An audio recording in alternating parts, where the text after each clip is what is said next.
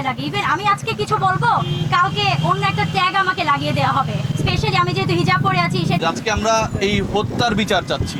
আমি এখন দাঁড়িয়ে আমি জানি না স্বাধীনতা কি।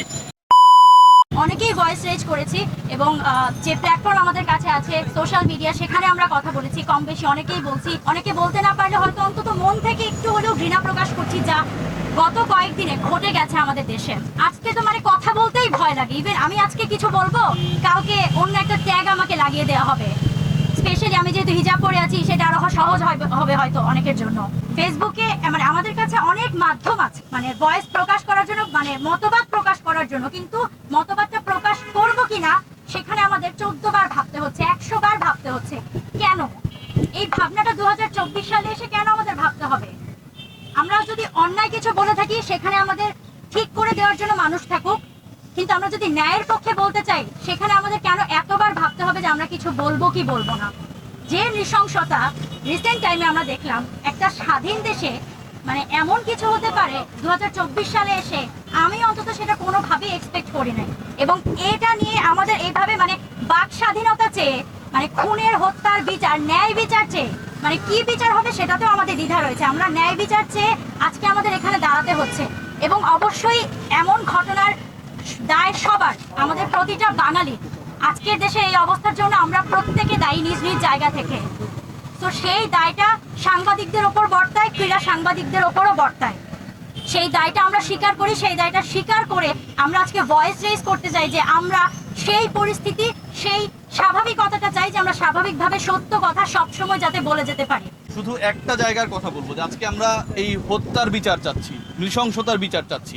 একবার ভেবে দেখুন, যখন গুলি ছোড়া হচ্ছে, যেই ছুড়ুক, আমি কারো পক্ষে বিপক্ষে না, আমি সাধারণ। মনে করি যে সকল পক্ষ থেকে যদি আমরা এই দাবিটা জোয়ারের মতো গণজোয়ারে তৈরি করতে পারি, তাহলেই আসলে সেই দাবিটা পূরণ হবে। এখানে আমাদের এই মৃত্যুর মধ্যে সাংবাদিক যেমন আছেন, পুলিশ যেমন আছেন, সাধারণ মানুষ আছেন, ছাত্রছাত্রী আছেন, পথচারী আছেন। সুতরাং প্রত্যেকটা মানুষের জীবনের মূল্য আসলে অমূল্য, সেইটা প্রমাণ করতে হবে। আমার মনে হয় যে ন্যায় বিচারের মাধ্যমে, সেটাই আমাদের দাবি। এটা আমাদের পেশাগত অবস্থানের কোনো প্রতিকূলে কারো বিরুদ্ধে নয়, কারো প্রতিষ্ঠানের বিরুদ্ধে নয়। আমাদের এই দাবি একটা সিস্টেমের বিরুদ্ধে, যে আমরা সিস্টেমটা প্রতিষ্ঠা করতে চাই। আমি এখন দাঁড়িয়ে আমি জানি না স্বাধীনতা কি। আমরা একজন সংবাদকর্মী, আমি এখানে সংবাদ কাভার করতে এসেছি, কিন্তু আমি জানি না এখানে আমি নিরাপদ কিনা।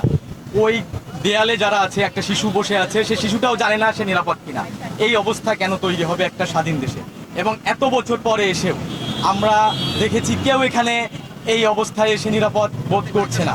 একজন শিশু থেকে একজন শ্রমিক, একজন রিক্সাওয়ালা, আমরা সাংবাদিক, একজন ছাত্র, যে ছাত্ররা শুরু করছিল যে একটা, যে আমরা যে তাদের অধিকার, যেটা হলো সবারই সাম্য অধিকার নিয়ে যে দাবিটা ছিল, সেই অধিকার থেকে আজ হাজার হাজার প্রাণ। আমি আমাদের আত্মীয় স্বজন বা আমাদের আশেপাশে যাদের কথা জানতে চাচ্ছি, এই রক্ত দেখে, এই লাশ দেখে তাদের ভিতরে মানে মানসিকভাবে তারা হতাশাগ্রস্ত, মানসিকভাবে অনেকে মানে তাদের স্বাভাবিক চেতনা থেকে দূরে সরে যাচ্ছে।